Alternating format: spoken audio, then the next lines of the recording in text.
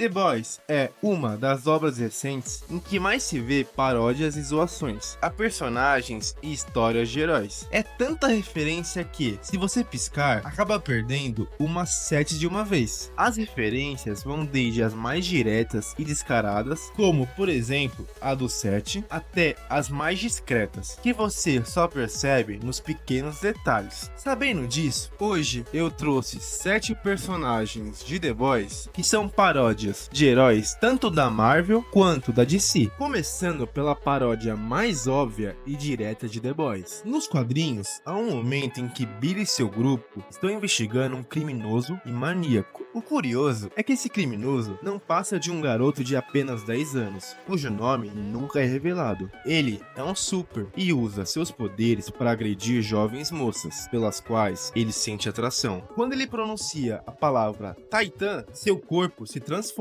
ficando 5 vezes maior. Mas, por conta disso, seu destino acaba sendo não muito promissor e bastante brutal, já que Químico o atrai para um banheiro, onde todo o grupo o imobiliza. Nesse momento, Billy arranca a língua do garoto para que ele nunca mais possa pronunciar a palavra mágica. Depois disso, o grupo o deixa ali, inconsciente, e o abandona. Você já imaginou como seria uma fusão entre o Batman e o Homem de Ferro? E se eu te dissesse que essa fusão já existe e está nos quadrinhos de The Boys? Seu nome é Robert Venom, mais conhecido como Tek Knight, um dos membros fundadores do grupo Revanche. Um detalhe muito legal é que essa equipe, nos quadrinhos, é uma contraparte direta e clara aos Vingadores, possuindo seu Capitão América, Thor, Vespa e até a Feiticeira Escarlate. Mas apesar disso, Tek Knight também tem muitas referências ao Batman, ou talvez até mais do que o Homem de Ferro. Pode-se dizer que o visual e suas cores é muito semelhante. Ele também possui a sua Batcaverna, seu Batcarro e até mesmo um relacionamento com uma personagem chamada Talon, que basicamente é a Mulher Gato no universo de The Boys. E o mais importante, Tek Knight sempre tem um ajudante chamado Ladio, assim como o Batman sempre tem um Robin. Da mesma forma que o Robin Dick Grayson abandonou Gotham para virar o Asa Noturna, o primeiro Ladio de Tek Knight também o abandonou para virar um herói solo, mas por motivos muito mais obscuros. Quando olhamos para a série, praticamente todas as referências ao Homem de Ferro desaparecem. Sua armadura, que remete ao Tony Stark, nunca é mostrada diretamente na série, só sendo possível vê-la por alguns segundos, enquanto Ryan joga o jogo VOT, Tournament of Heroes. Além disso, mais referências ao Batman foram adicionadas, como, por exemplo, sua história, que agora, após a morte dos pais, Tek Knight foi criado por seu mordomo e herdou os negócios da família, a Venom Corp. Sua caverna e seu ajudante também continuam, e também tem algumas referências ao Batman que só é possível pegar nos detalhes, que são, na 4ª temporada, Tek Knight tem um desejo de se unir ao Capitão Pátria, o que faz referência à parceria entre o Batman e Superman. Além disso, Tek Knight é muito conhecido por deixar tanto criminosos quanto civis gravemente feridos. Em consequência disso, na 1ª temporada, quando Billy e Huey vão para a Associação de Sobreviventes de Danos Colaterais, vemos Sheila, uma personagem que relata que Tek Knight a salvou, mas a deixou paraplégica. Essa violência é uma referência ao Batman, que sempre costuma ser criticado por ser extremamente violento. No entanto, agora na série, Tek Knight possui poderes, o que não acontecia originalmente, mas, mesmo assim, são poderes que fazem clara referência ao Batman, e já que eles proporcionam a Tek Knight sentidos sobre-humanos, como super audição, super atenção, super olfato, entre outros, dando a ele a reputação de melhor detetive do mundo. Já que acabamos de falar sobre o Batman do universo de The Boys, por que não falarmos do seu primeiro ajudante e a contraparte do Asa Noturna? Swing Wing foi o primeiro Ladio de Tek Knight, e juntos eram uma excelente dupla, mas tudo começou a desmoronar quando ele começou a se relacionar com Talon, que na época tinha um forte relacionamento com Tek Knight, o que fez com que tanto Swing Wing quanto Tek Knight desenvolvessem sentimentos apaixonados por ela, e como consequência disso, passaram a se odiar fortemente, que obviamente não terminou nada bem. Em consequência disso, ele abandonou o Tek Knight e se tornou um herói solo, adotando o nome Swingwing, enquanto o Tek Knight o substituiu por um novo Ladion. Um fato curioso sobre o Swingwing é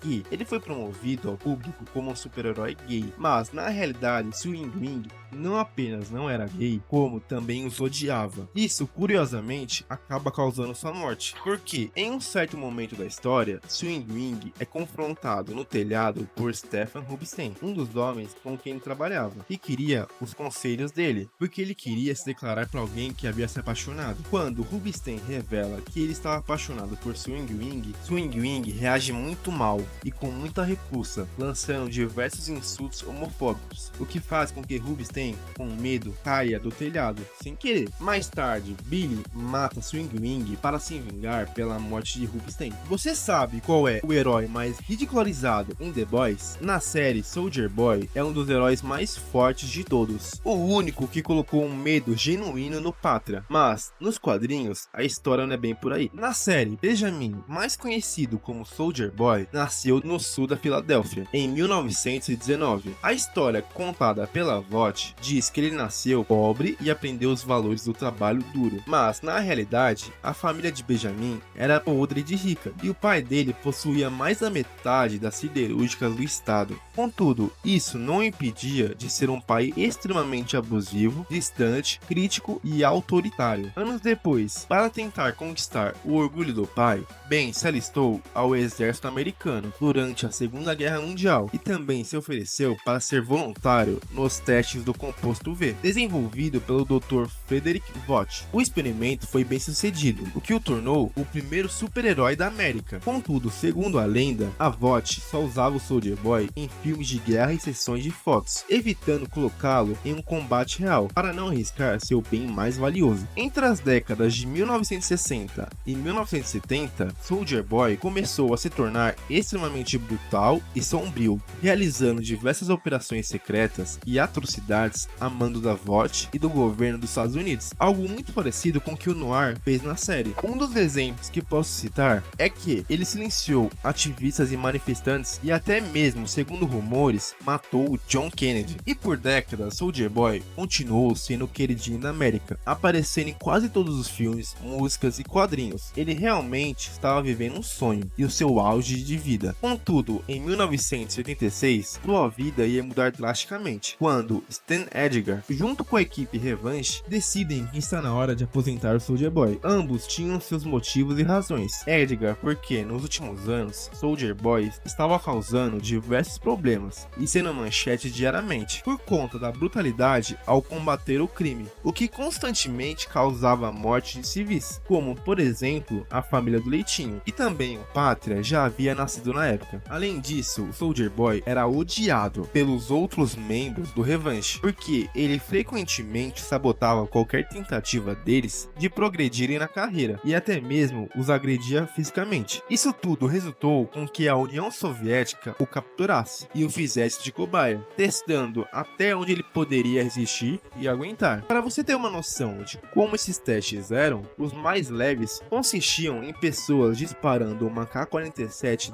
diretamente em sua boca, ou queimá-lo com um maçarico. Após 30 anos de experimentos, o Soldier Boy foi resgatado e saiu de lá com alguns poderes a mais e ficou muito mais forte. Isso porque, após tantos anos exposto à extrema e intensa radiação, seu corpo começou a produzir radiação por conta própria, o que efetivamente o transformou em um reator nuclear ambulante. Ele ficou tão forte e perigoso que só de você ficar perto dele por períodos prolongados pode causar envenenamento por radiação. Além disso, ele é forte o suficiente para queimar totalmente o composto V da corrente sanguínea de um super, o que significa que ou o super morre ou ele volta a ser um humano comum. Se antes, talvez, o Soldier Boy ficava abaixo em nível de força pro Pátria, agora ele é capaz de rivalizar, ou talvez até mesmo ganhar. Bem, tudo isso fizeram o Soldier Boy um dos personagens mais importantes e fortes de toda a série. Mas, quando olhamos para os quadrinhos, a história não é bem assim. Nos quadrinhos, isso é justamente o contrário. O Soldier Boy é um dos heróis mais coadjuvantes e esquecíveis da história. Além disso, ele é uma das paródias mais ridicularizadas da série, porque o escritor e co-criador da série, Garth Ennis, tem um profundo desprezo pelo Capitão América. Nos quadrinhos, Soldier Boy é um super-herói patriota e extremamente covarde e ingênuo, que até mesmo chegou a urinar nas calças, por medo. Além disso, ele é tão desesperado para entrar no set que o Capitão Pátria o convence a se relacionar com ele uma vez por ano, dizendo que isso faz parte do teste da entrada. Teste esse que o Soldier Boy sempre falha, curiosamente. Além do teste, ele constantemente bajula o Capitão Pátria e comete crimes como, por exemplo, assassinato em massa, para tentar agradá-lo, mas nunca funciona. Na história contada pro público pela VOT, Soldier Boy é um herói bravo e destemido, que lutou na Segunda Guerra Mundial, e também é o líder do grupo Revanche. Porém,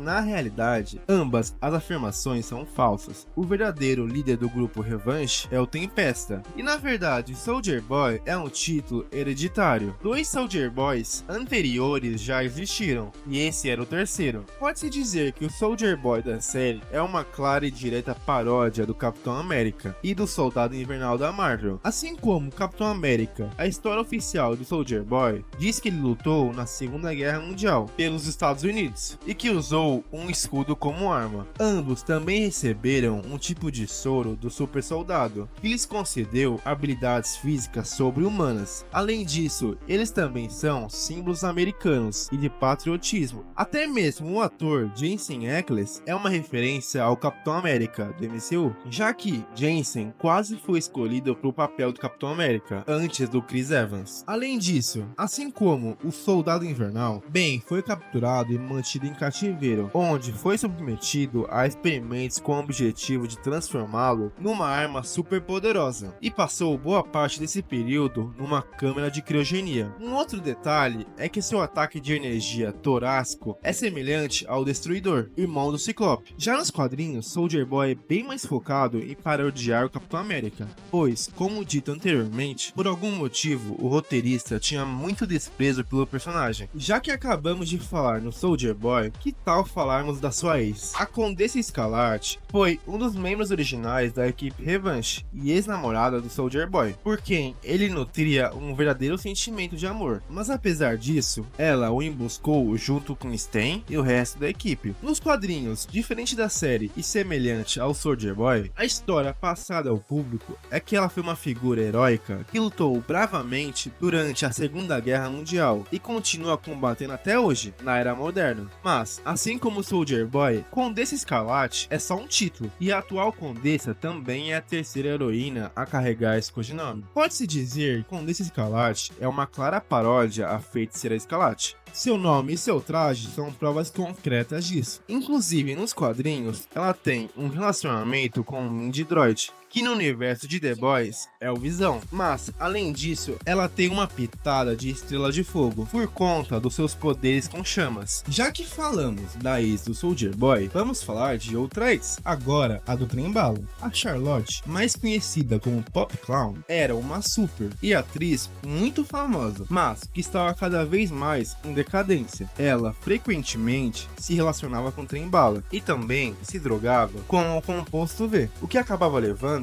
à sua morte, já que é com isso que o grupo consegue chantageá-lo. Nos quadrinhos, ela é relativamente fiel, mantendo sua essência. A maior diferença é que na série ela não chega a ser uma pessoa má, enquanto nos quadrinhos ela é bem sangue frio e brutal. Um detalhe importante é que o motivo da chantagem muda, mas ainda está lá. Na história, ela pertence a um grupo chamado Teenage Kicks, que basicamente são os jovens titãs do universo de The Boys. E esse grupo tinha uns hábitos bem comuns, se é que você me entende. Um deles era os membros se relacionarem todos de uma vez só, ao mesmo tempo. Consequentemente, o grupo de Billy tirou fotos desses momentos íntimos e ameaçava tornar tudo público. Pop Clown é capaz de estender uma garra retrátil de cada pulso, usando-as como arma. Na série, a garra é de metal, o que fez muitos fãs acharem que ela é uma paródia da X-23. E realmente parece, mas Garth Ennis já admitiu que a personagem é uma homenagem a Escândalo Savage,